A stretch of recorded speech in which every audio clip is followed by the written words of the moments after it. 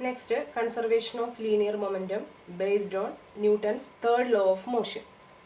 Third law വെച്ചിട്ടുള്ള conservation of മൊമെൻറ്റത്തിൻ്റെ പ്രൂഫാണ് ഇന്നത്തെ വീഡിയോയിൽ ഡിസ്കസ് ചെയ്യുന്നത്. അതിനായിട്ട് രണ്ട് മാസ് കൺസിഡർ ചെയ്തിട്ടുണ്ട്, രണ്ട് objects A and B. Suppose the mass of A is m1 and mass of B is m2.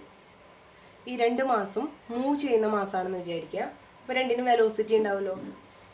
m1ൻ്റെ velocity u1 ആയിട്ടും m2ൻ്റെ വെലോസിറ്റി u2 ആയിട്ടും എടുത്തിട്ടുണ്ട്. ഇനി ഞാനൊരു കണ്ടീഷൻ പറയാണ്. u1 എന്ന് പറയുന്ന വെലോസിറ്റി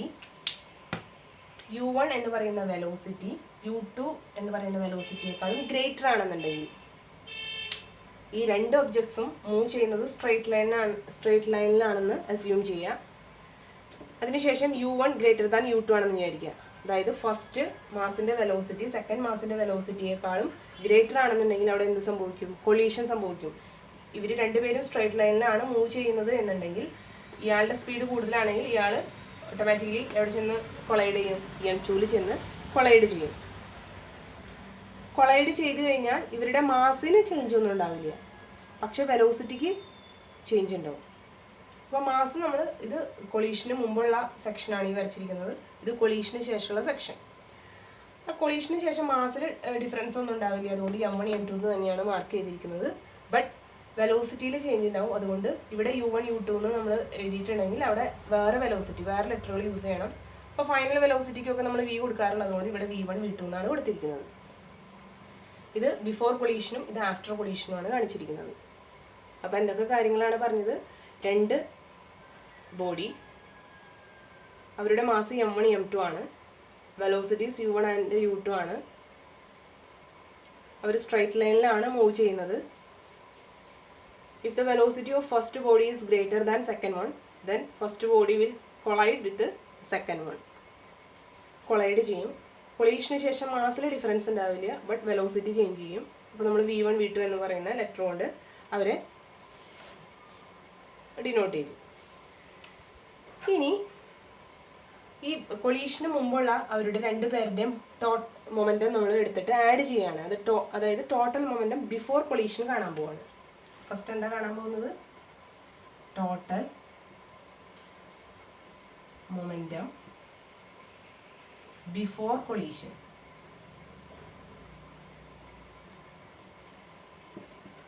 ടോട്ടൽ മൊമെൻറ്റം ബിഫോർ കൊളീഷനാണ് കാണാൻ പോകുന്നത്.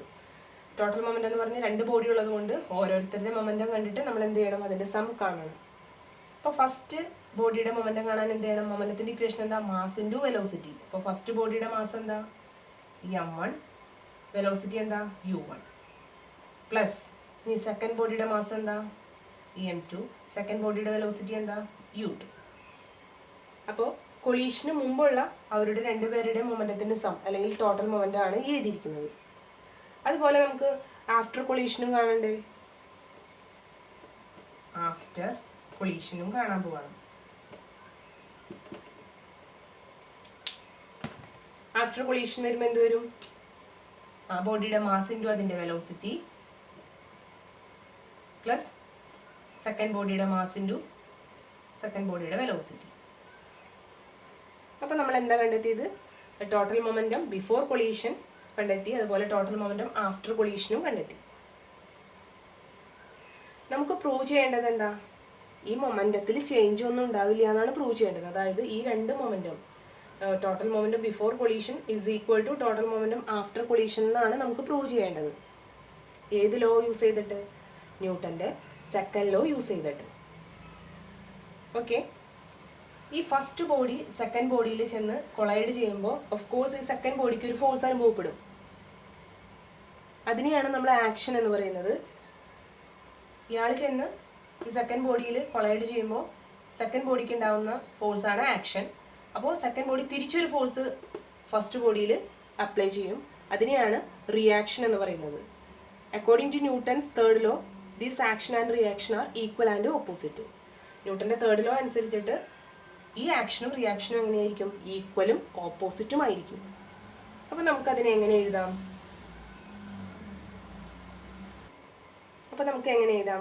Force exerted by A on B.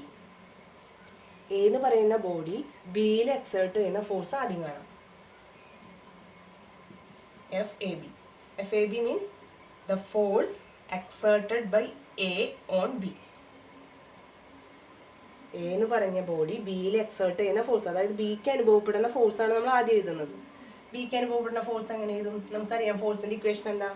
Mass into acceleration ആണെന്നറിയാം. മാസ് ഇൻറ്റു ആക്സിലറേഷൻ ആണെന്നറിയാം. സെക്കൻഡ് ബോഡിക്ക് ഉണ്ടാവുന്ന ഫോഴ്സാണ് നമ്മൾ എഴുതുന്നത്. അപ്പോൾ ഐഡന്റിഫൈ ചെയ്യാനായിട്ട് സബ്സ്ക്രിപ്റ്റ് ആയിട്ട് 2 കൊടുത്തു, സെക്കൻഡ് ബോഡിയാണെന്ന് അറിയാനായിട്ട്.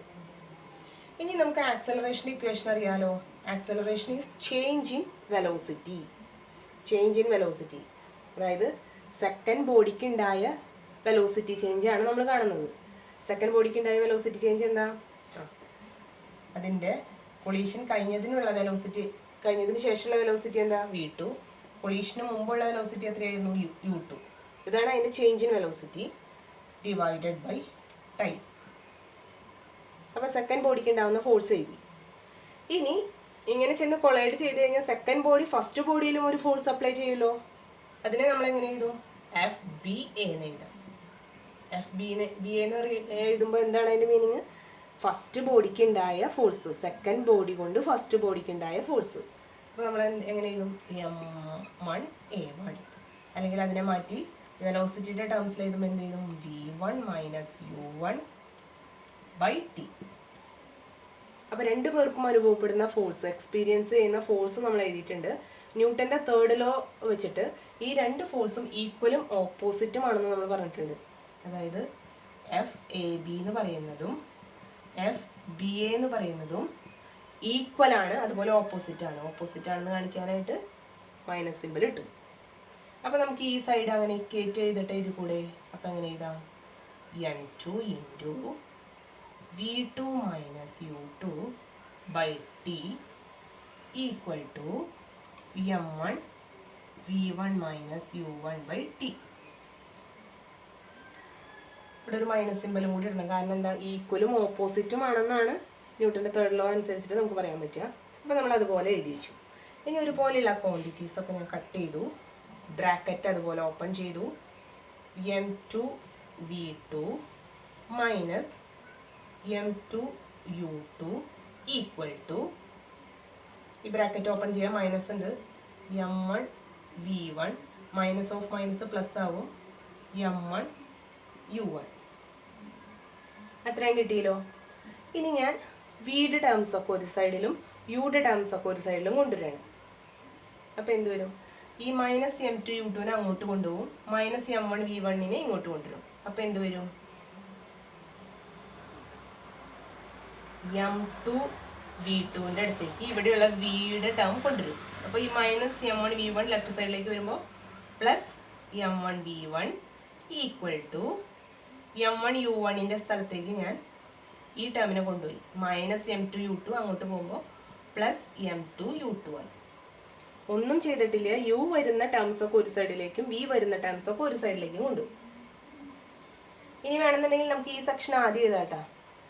അപ്പോൾ നമുക്ക് പ്രൂവ് ചെയ്യണമെന്ന് പറഞ്ഞ കാര്യം എന്തായിരുന്നു? ബിഫോർ കൊളീഷനും ആഫ്റ്റർ കൊളീഷനും ശേഷം ടോട്ടൽ മൊമെൻറ്റം കൺസേർവ്ഡ് ആണെന്നായിരുന്നു പ്രൂവ് ചെയ്യേണ്ടിരുന്നത്. നമുക്കത് അങ്ങനെ തന്നെ കിട്ടിയില്ലേ? ഇതെന്താ? ഈ സെക്ഷൻ എന്താ? m1 u1 ആണ്. m1 u1 plus m2 u2 എന്ന് പറയുന്നത് ആരാ? ടോട്ടൽ മൊമെൻറ്റം ബിഫോർ കൊളീഷൻ അല്ലേ? അതുപോലെ m1 v1 plus m2 v2 എന്ന് പറയുന്നത് ആരാ? ടോട്ടൽ മൊമെൻറ്റം ആഫ്റ്റർ കൊളീഷൻ നമ്മളിവിടെ എഴുതി വെച്ചിട്ടുണ്ട്. അത് രണ്ടും ഈക്വലാന്ന് നമുക്ക് കിട്ടിയല്ലോ. അപ്പോൾ അതിൽ നിന്ന് നമുക്ക് എന്ത് കൺക്ലൂഡ് ചെയ്യാം? Total momentum before collision is equal to total momentum after collision. കൊളീഷന് മുമ്പുള്ള രണ്ടുപേരുടെ മൊമെൻറ്റം ആഡ് ചെയ്താലും കൊളീഷന് ശേഷമുള്ള രണ്ടുപേരുടെ മൊമെൻറ്റം ആഡ് ചെയ്താലും സെയിം ആൻസർ ആയിരിക്കും നമുക്ക് കിട്ടുക. അതിൽ നിന്നും നമ്മൾ കൺക്ലൂഡ് ചെയ്തു law of conservation of momentum. അപ്പോൾ തേർഡിലോ വെച്ചിട്ടുള്ള പ്രൂഫാണ് ഈ പറഞ്ഞത്. വളരെ സിമ്പിളായിട്ടുള്ള പ്രൂഫാണ്. പ്രൂഫിന് കുറച്ച് ലെങ്ത്ത് കൂടുതലാണെന്നുള്ള ഒരു ഇത് മാത്രമേ ഉള്ളൂ. പക്ഷെ വളരെ സിമ്പിളാണ്. ആദ്യം തന്നെ നമുക്ക് പ്രൂവ് ചെയ്യേണ്ട കാര്യം എന്താണ് എന്നുള്ളതൊന്ന് എഴുതി വയ്ക്കുക. ഈ ഭാഗം എഴുതിയില്ലെങ്കിലും കുഴപ്പമില്ല, നിങ്ങൾക്ക് മനസ്സിലാകാൻ വേണ്ടിയിട്ട് ഞാൻ പറഞ്ഞതാ. ലാസ്റ്റ് നമുക്ക് കിട്ടും, ഇത് തന്നെ കിട്ടും.